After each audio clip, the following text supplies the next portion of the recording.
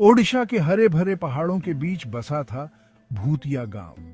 यह गांव उतना ही पुराना था जितने की वो पहाड़ियां। ऐसा गांव जहां मानो समय ही रुक गया हो। गांव वाले साधारण जीवन जीते थे। उनका जीवन प्रकृति के नियमों से बंधा था। लेकिन भूतिया गांव पर एक साया था, एक डर जो हवा में फुसफुसाता था। कहा जाता था कि यह गांव हांटेड है। गांव वाले एक अशांत आत्मा की बात करते थे। ये गांव के किनारे वाले जंगल में भटकती रहती थी। जंगल घना और अंधेरा था, एक ऐसी जगह जहां सूरज की रोशनी भी मुश्किल से पहुंच पाती थी। सूरज ढलने के बाद कोई भी उस जंगल में जाने की हिम्मत नहीं करता था। गांव वाले उस आत्मा को प्रकृति रक्षक कहते थे, जंगल का रक्षक। कहानियों में एक औरत का जिक्र था जिसके साथ जिंदगी में धोखा हुआ था। अब वह जंगल में भटकती रहती थी, सुकून की तलाश में। कुछ लोग कहते थे कि वह एक दयालु आत्मा है जो जंगल को नुकसान से बचाती है। दूसरे लोग उसके गुस्से के किस्से सुनाते थे, उन लोगों के बारे में जिन्होंने उसकी जगह का अनादर करने की हिम्मत की थी। हर साल गांव वाले प्रकृति रक्षक को खुश करने के लिए प्रार्थना करते थे और बलिदान देते थे। वे जंगल के किनारे फूल और भोजन चढ़ाते थे। उन्हें उम्मीद थी कि वह प्रसन्न रहेंगी और उनके गांव को सुरक्षित रखेंगी। रवि, शहर का एक जवान लड़का, अपनी दादी दादी से मिलने भूतिया गांव आया था। उसने प्रकृति रक्षक की कहानियां सुनी थी। उसने शक भरी नजरों से कहानियां सुनी। उसे भूतों या आत्माओं पर विश्वास नहीं था। वह सोचता था कि ये सिर्फ कहानियां हैं जो बच्चों को डराने के लिए बनाई गई हैं। रवि एक जिज्ञासु लड़का था। उसका मन हमेशा रोमांच के लिए बेताब रहता था। वह प्रकृति रक्षक की कहानियों से रोमांचित था। उसने खुद देखने का फैसला किया कि क्या कहानियां सच हैं। उसने हांटेड जंगल के रहस्य को सुलझाने की ठान ली थी। एक शाम जैसे ही सूरज डूबने लगा, रवि ने गांव में अपने दोस्तों को अपनी योजना बताई। उसने बताया कि वह जंगल जाने वाला है। वह प्रकृति रक्षक को ढूंढने जा रहा था। उसके दोस्त डर गए। उन्होंने उससे विनती की कि वह न जाए। उन्होंने उसे उन खतरों से आगाह किया जो सायों में छिपे हुए थे। लेकिन रवि टला नहीं। उसने उनके डर का मजाक उड़ाया, उन्हें अंधविश्वासी कहा। उसने उनके डर को एक चुनौती के रूप में देखा, अपने साहस की परीक्षा के रूप में। उसने उन्हें गलत साबित करने की ठान ली थी। उसने उस हांटेड जंगल में रात बिताने की ठान ली थी। भाग 5। अंधेरे के गर्त में। जैसे ही अंधेरा छाया, रवि जंगल में घुस गया। हवा भारी हो गई, गीली मिट्टी और सड़ते पत्तों की गंध से भर गई। रात के सन्नाटे में जंगल जीवंत हो उठा था। कीड़े मकोड़े भनभना रहे थे और चहचहा रहे थे। दूर से एक उल्लू की आवाज आई। रवि जंगल में और अंदर चला गया। उसकी धड़कन तेज होती जा रही थी। उसने हिम्मत बनाए रखने की कोशिश की, लेकिन वह इस एहसास को दूर नहीं कर सका कि कोई उसे देख रहा है। पत्तों की हर सरसराहट, टहनी का हर टूटना उसकी रीढ़ की हड्डी को कंपा देता था।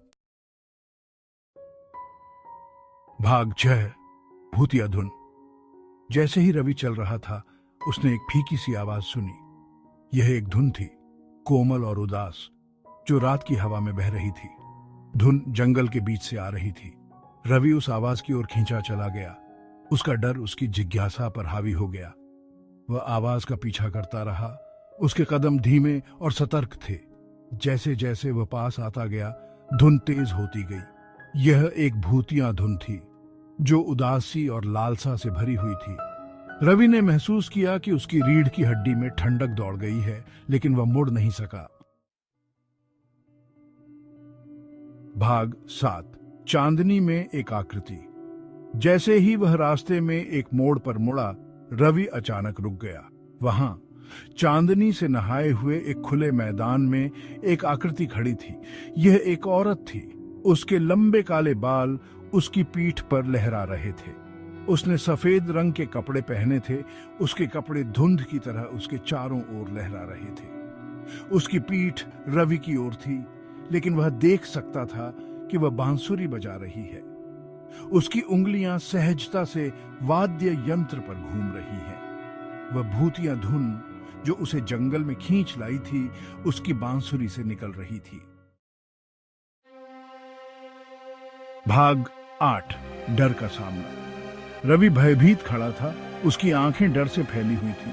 उसने बोलने की कोशिश की, लेकिन उसके गले से कोई आवाज नहीं निकली। वह भागना चाहता था, लेकिन उसके पैर मानो शीशे के हो गए हों। वह बस सफेद कपड़ों वाली उस औरत को घूर सकता था। उसके दिमाग में सवाल दौड़ रहे थे। औरत ने बजाना बंद कर दिया और धीरे से रवि की ओर मुड़ गई। उसका चेहरा पीला और खूबसूरत था, लेकिन उसकी आंखें गहरी उदासी से भरी थी। उसने रवि को देखा। उसकी निगाहें तीव्र और अटूट थीं। रवि ने अपने दिल में एक ठंडी दहशत को रेंगते हुए महसूस किया। वह जानता था, एक ऐसी निश्चितता के साथ जिसने उसे हड्डी तक ठंडा कर दिया, कि वह किसी प्राचीन और शक्तिशाली की उपस्थिति में है। भाग 9। अगली सुबह। रवि को याद नहीं था कि आगे क्या हुआ था। उसे बस उस औरत की आंखें याद थीं, जो उदासी और कुछ और से भरी थीं, जिसे वह ठीक से समझ नहीं पाया। वह अगली सुबह जंगल के फर्श पर पड़ा हुआ उठा। पेड़ों से सूरज की किरणें आ रही थीं। वह दिशाहीन था, उसका सिर धड़क रहा था।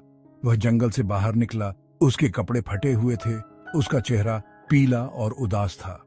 गांव वालों ने उसे जंगल के किनारे बेसुध पाया। वह अस्पष्ट रूप से बुदबुदा रहा था। वे उसे वापस गांव ले आए, जहां वह कई दिनों तक बुखार में पड़ा रहा, एक भयानक प्रलाप में खोया हुआ था। भाग 10। अनसुलझा रहस्य।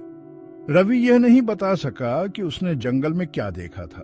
वह इस एहसास को दूर नहीं कर सका कि उसे किसी अलौकिक चीज ने छू लिया है। वह जंगल में एक शक्की व्यक्ति के रूप में गया था, लेकिन वह एक आस्तिक बनकर बाहर आया।